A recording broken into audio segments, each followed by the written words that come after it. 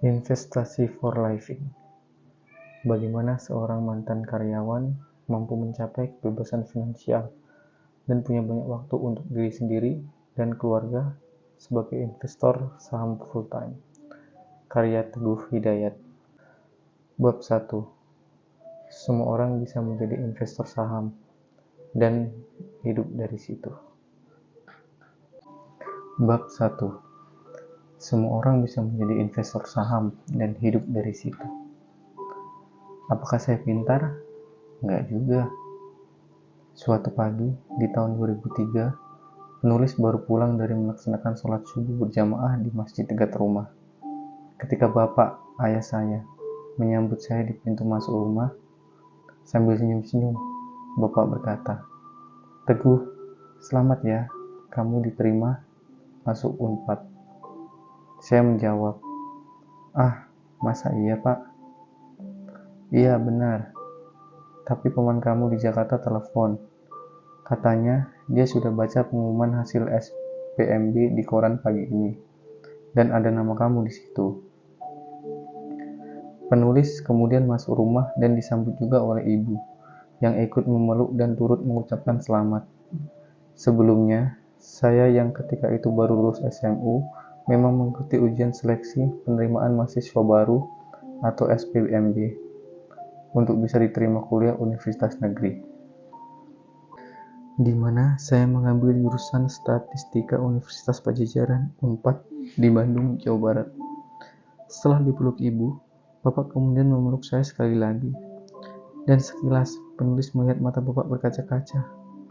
Yaps, untuk pertama kalinya sejak entah kapan, saya melihat bapak yang berwatak keras itu menangis karena haru, dan bersyukur atas suatu peristiwa yang dalam pandangan beliau hampir tidak mungkin untuk terjadi.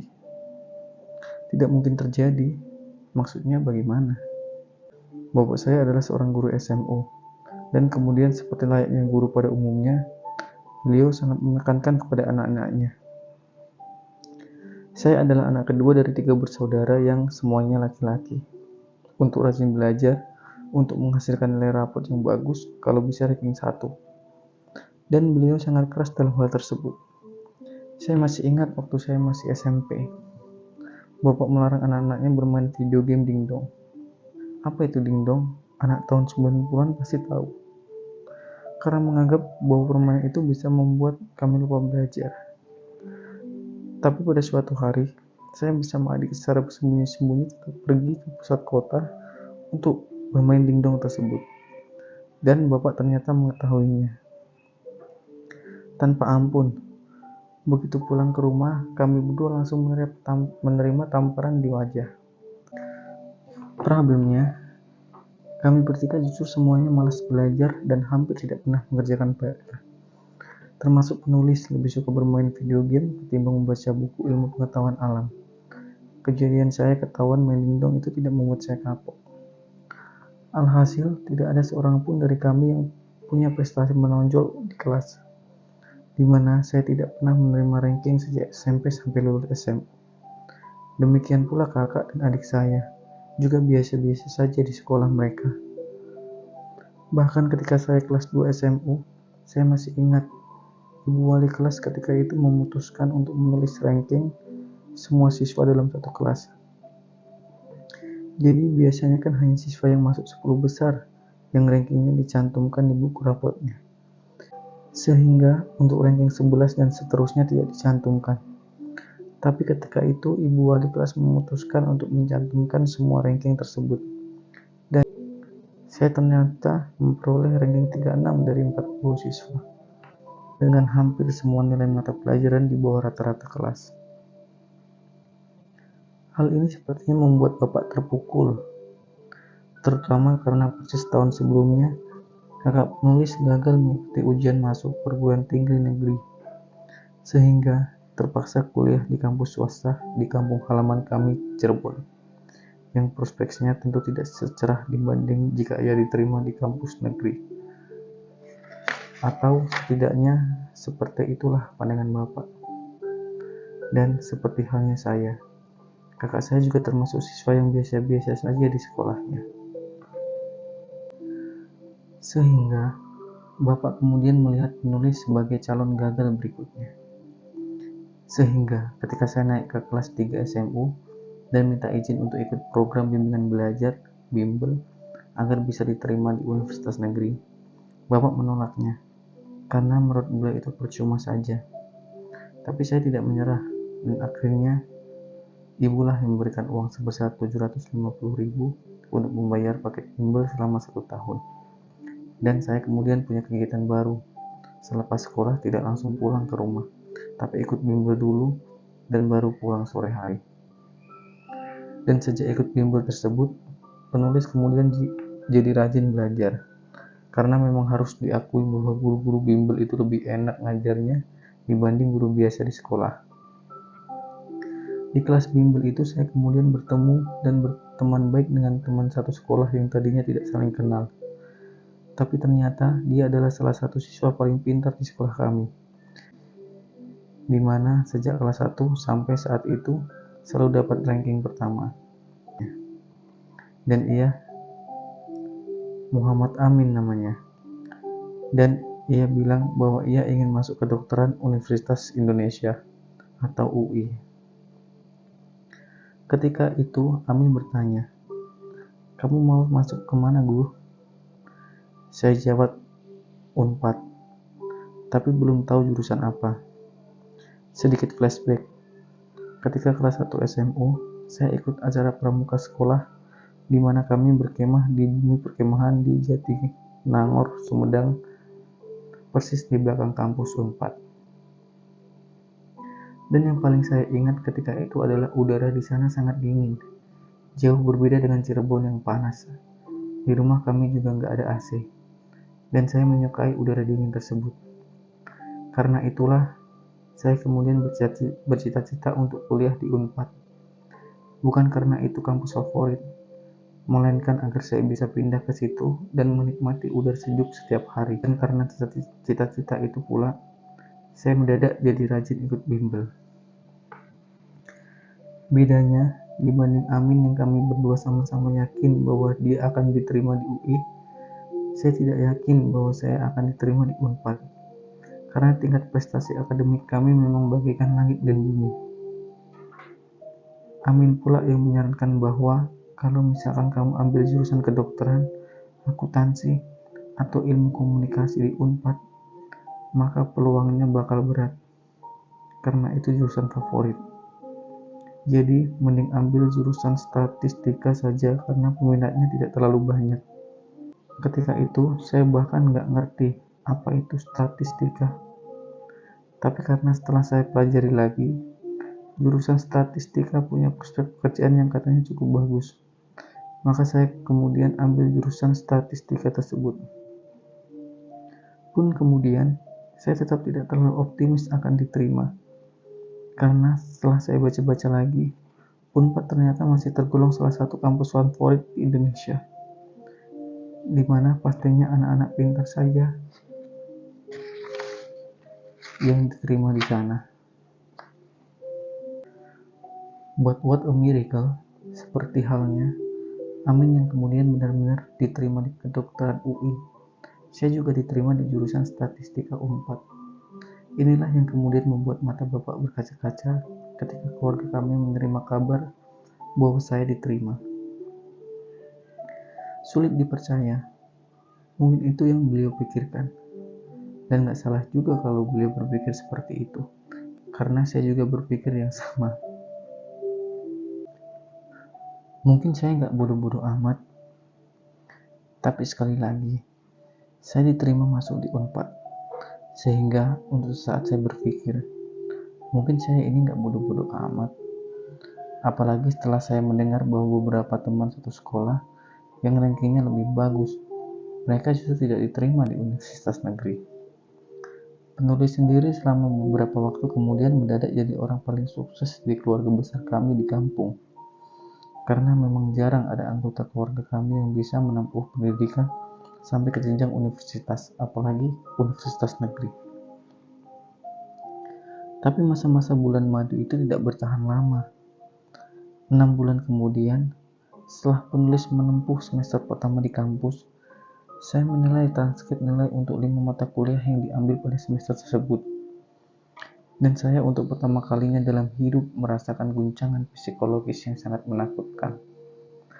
Yakni setelah melihat rentetan nilai C, D, dan E di transkrip nilai tersebut dengan IP atau indeks prestasi 1,11. Pun ketika saya membandingkan dengan nilai yang diperoleh teman-teman, ternyata IP saya lah yang paling kecil. Tapi ketika itu penulis berpikir, mungkin ini karena saya kurang rajin belajar saja. Karena toh dulu pun waktu saya kelas 1 hingga 2 SMU, prestasi saya di kelas di bawah rata-rata. Karena saya lebih suka menghabiskan waktu main PlayStation. Namun memasuki kelas 3 SMU, saya lebih rajin belajar karena ikut bimbel. Dan hasilnya saya kemudian lulus ujian SPMB. Jadi memasuki semester 2, penulis memutuskan untuk belajar lebih giat lagi.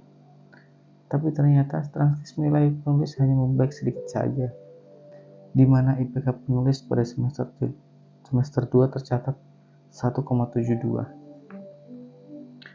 Pada titik inilah penulis mulai merasa was-was, karena saya ketika itu memang merasa kesulitan menjawab pertanyaan setiap kali UTS atau ujian tengah semester, dan juga UAS atau ujian akhir semester. Atau dengan kata lain, perolehan IPK yang masih di bawah standar ini sebenarnya tidak membuat saya terkejut, karena memang sejak awal saya merasa sulit mengikuti pelajaran, dan peduli meski saya menghabiskan waktu berjam-jam setiap hari tak belajar untuk membaca semua textbook yang ada.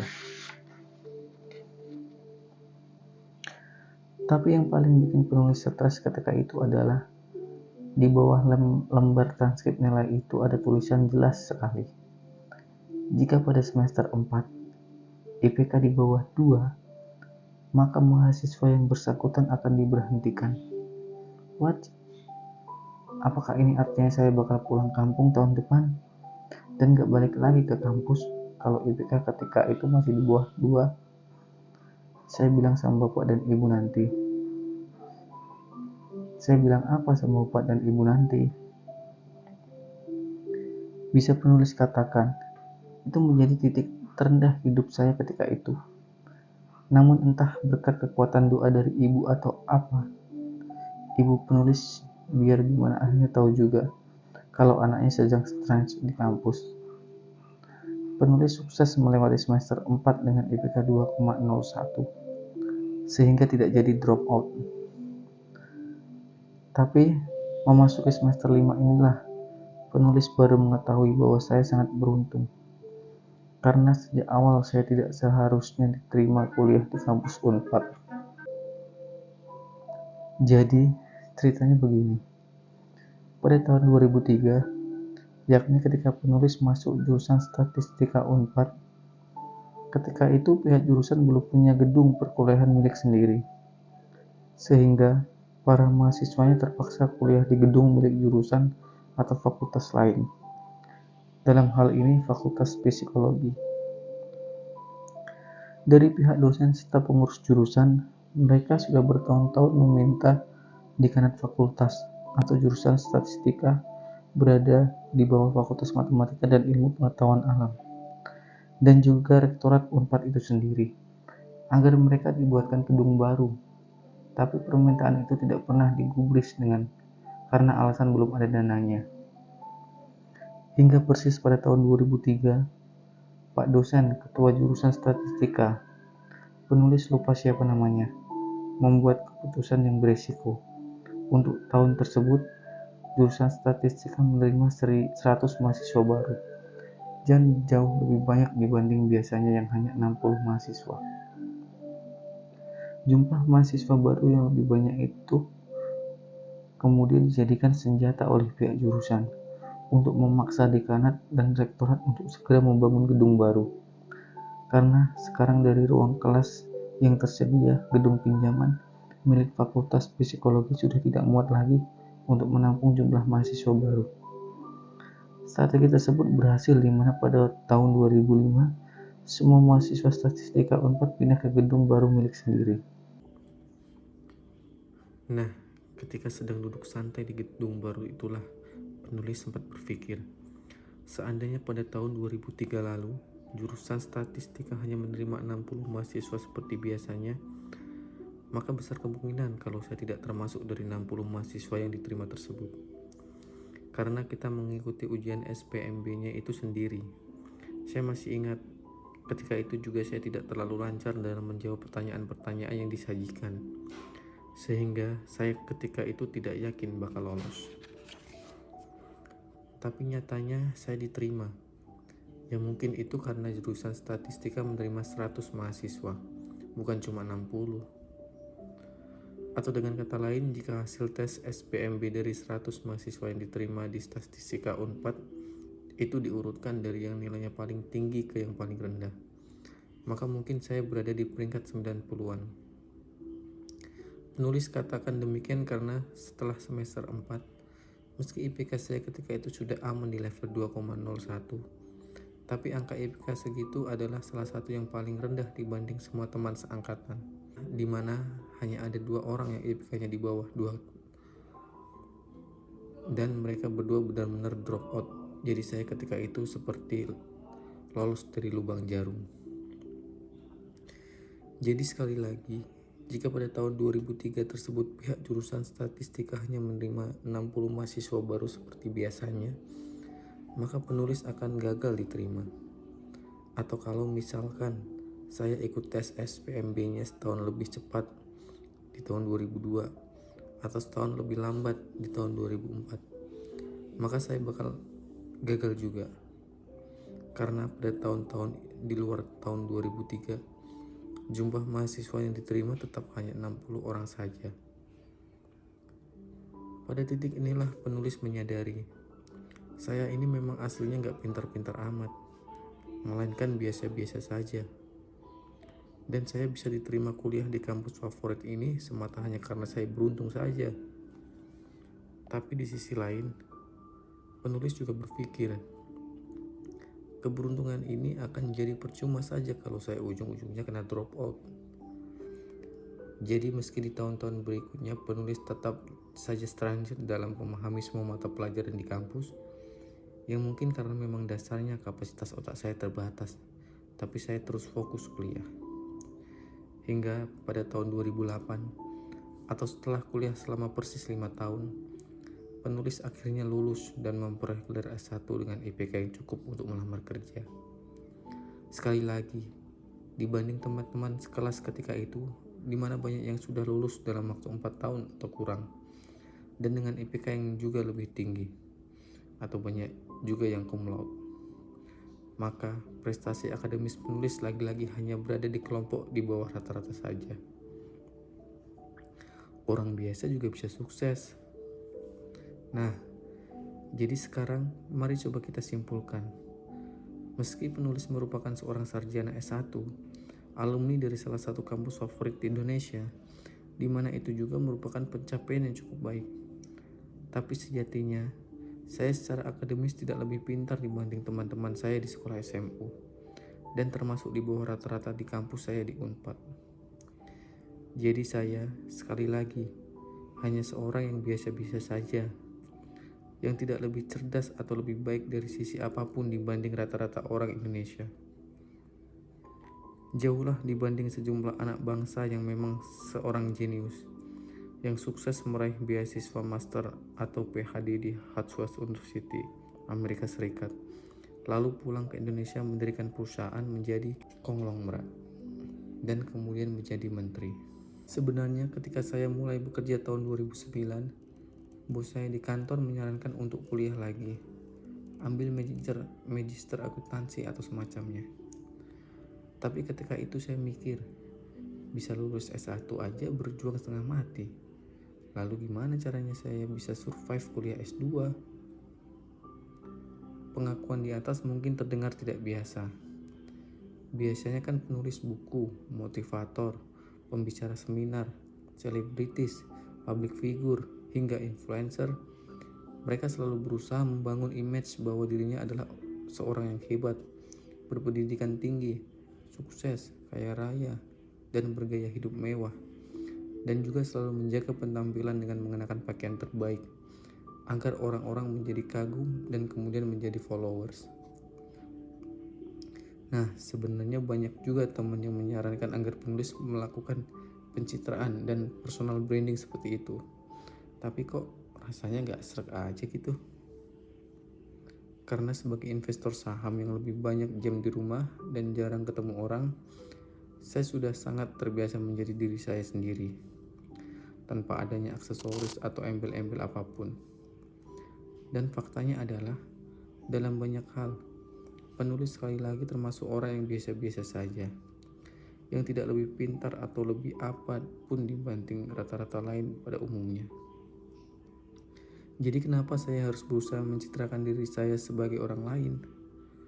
Mungkin Anda akan berkomentar, "Oke Pak Teguh, mungkin memang biasa-biasa saja secara prestasi akademis, tapi kualitas seseorang tidak hanya bisa dilihat dari pendidikan, bukan? Buktinya, banyak juga orang yang gak lulus kuliah tapi sukses. Contohnya Ibu Susi Pujiastuti, mantan Menteri Perikanan dan Kelautan, atau almarhum pengusaha Bob Sadino, atau Bill Gates yang drop out kuliah. Nah, itu memang betul. Tapi orang-orang yang barusan disebutkan, mereka punya banyak kelebihan non-akademik, seperti bahwa mereka adalah pekerja keras dan lain-lain.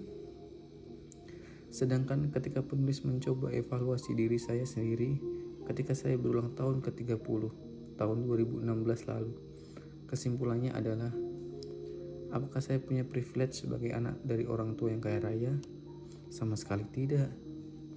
Saya memulai karir di pasar modal benar-benar dari nol. Dan dengan modal awal investasi yang juga sangat amat kecil, hasil dari menabung gaji bulanan sebagai karyawan ketika itu. Nanti saya akan ceritakan soal ini lebih lanjut. Apakah saya cerdas secara akademik? Jawabannya sudah disebutkan di atas. Apakah saya pekerja keras? Well, tahun 2008 penulis pernah kerja kantoran di mana saya harus taktuk di depan komputer dari pukul 9 pagi sampai 5 sore, hari Senin sampai Jumat. Dan saya ternyata cuma kuat 6 bulan. Penulis sangat beruntung karena di tahun 2009 saya diterima bekerja di perusahaan yang cara kerjanya jauh lebih santai dan tidak terikat waktu. Dan sampai hari ini pun saya tetap lebih suka santai di rumah, menghabiskan waktu dengan keluarga, atau pergi jalan-jalan ketimbang melakukan sesuatu yang bersifat pekerjaan. Apakah saya good looking? Beberapa orang bisa sukses karena mampu tampil fotogenik, menjaga penampilannya, dan pasang foto-foto bagus di Instagram. Sayangnya, penulis tidak termasuk di antara mereka. Apakah saya rajin? What? Hell no. Seperti zaman kuliah dulu, sekarang ini hampir semua tanggung jawab pekerjaan baru diselesaikan ketika mendekati waktu deadline-nya. Apakah saya pintar berkomunikasi, supel, dan memiliki banyak teman? Kenyataannya adalah penulis termasuk introvert yang tidak suka ketemu orang kecuali jika diharuskan. Misalnya, kalau mengisi acara seminar atau meeting kerjaan. Dan hasilnya, saya tidak punya banyak teman. Penulis juga tidak suka berorganisasi, ngobrol di grup WhatsApp, atau kegiatan apapun yang mengharuskan saya untuk berinteraksi dengan orang lain. Di sisi lain, terkait sifat-sifat penulis di atas, maka penulis yakin bahwa saya tidak sendirian. Melainkan mayoritas orang-orang yang pernah saya ketemui juga memiliki sifat-sifat yang sama. Dengan kata lain, karakter penulis di atas adalah cerminan dari rata-rata karakter orang-orang di Indonesia, dan mungkin juga di seluruh dunia. Jika ada semacam tes, how ordinary are you? Atau seberapa bisakah kamu? Maka mungkin penulis akan memperoleh nilai 100. Dan poin penulis di sini adalah, jika saya yang notabene merupakan orang yang biasa-biasa saja bisa memiliki standar hidup yang layak sebagai investor saham, dan juga punya cukup tabungan sehingga tidak perlu khawatir soal nanti masa tua atau akan bagaimana, maka kenapa Anda tidak bisa mencapai kesuksesan yang sama? Penulis yakin sebagian besar dari Anda juga termasuk orang yang biasa-biasa saja. Dan kalau Anda memiliki beberapa kelebihan atau privilege tertentu yang tidak penulis miliki, maka artinya Anda akan bisa lebih sukses lagi. Ketika penulis masih sangat muda dulu, atau ketika buku ini ditulis, usia saya sudah 36 tahun. Saya memang punya banyak cita-cita yang muluk-muluk, seperti punya $1 juta dan bisa keliling dunia sebelum usia 25 tahun. Punya perusahaan raksasa yang mempekerjakan ratusan ribu karyawan, hingga menjadi gubernur atau presiden. Namun seiring dengan berjalannya waktu, saya sadar bahwa kesuksesan itu tidak berarti saya harus jadi ini atau itu. Karena kalau Anda mau jadi presiden, misalnya, maka Anda harus punya jiwa kepemimpinan yang kuat. Dan itu tidak semua orang memilikinya, termasuk penulis juga tidak punya. Di sisi lain, jika kita dan keluarga hidup berkecukupan, gak punya utang, dan punya sejumlah tabungan aset yang nilainya naik terus dari waktu ke waktu, maka itu adalah target kesuksesan yang lebih realistis karena penulis sendiri sudah mencapai mencapainya. Maksud penulis adalah kita tidak perlu sampai naik pesawat pribadi seperti Syahrini, tapi minimal kita bisa bepergian keliling dunia pakai pesawat kelas ekonomi. Nah, jadi kalau penulis yang merupakan orang yang biasa-biasa saja bisa mencapai target tersebut dengan cara berinvestasi di saham, maka Anda juga harusnya bisa tercapainya. Jadi ketika saya pertama kali mulai menyusun buku ini, maka memang itulah harapannya, yakni bahwa siapapun yang membaca buku ini, tak peduli apapun latar belakangnya, kelak akan punya hidup yang layak, berkecukupan, minimal bagi dirinya sendiri dan keluarga. Syukur-syukur punya rezeki lebih sehingga bisa membantu orang lain juga.